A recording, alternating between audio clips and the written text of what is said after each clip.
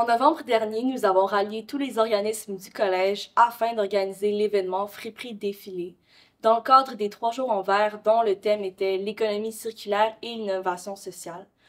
Donc, l'objectif premier de cet événement, c'était de sensibiliser les étudiants à l'impact de la mode sur l'environnement en faisant la promotion du second main, tout en étant un événement rassembleur et festif.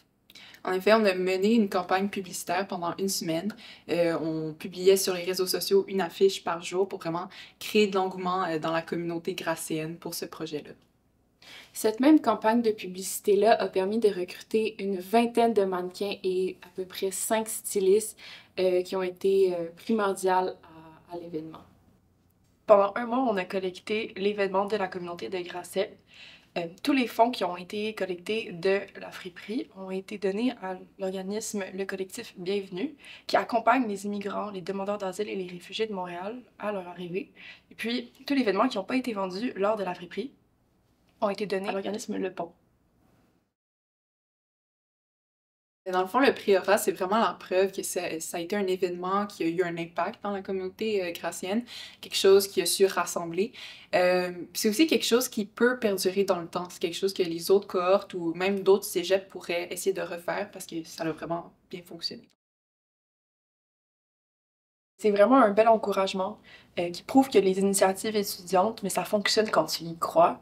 Puis on est vraiment fiers de représenter tout le collectif qui a permis de réaliser cet événement-là. En effet, c'était, comme je le répète, une vingtaine de mannequins, à peu près une dizaine de personnes qui se sont occupées de la friperie et une centaine d'étudiants concernés à l'événement. Donc, ça a touché vraiment une grande partie de notre communauté. Le meilleur conseil qu'on pourrait donner aux futurs candidats, c'est de poursuivre ses idées, peu importe l'ampleur, de persévérer malgré les embûches et d'oser être ambitieux, mais surtout de ne jamais sous-estimer l'impact du travail d'équipe.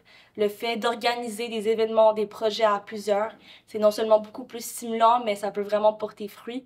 Et dans notre cas, le rayonnement de notre projet n'aurait pas été possible sans le travail d'équipe.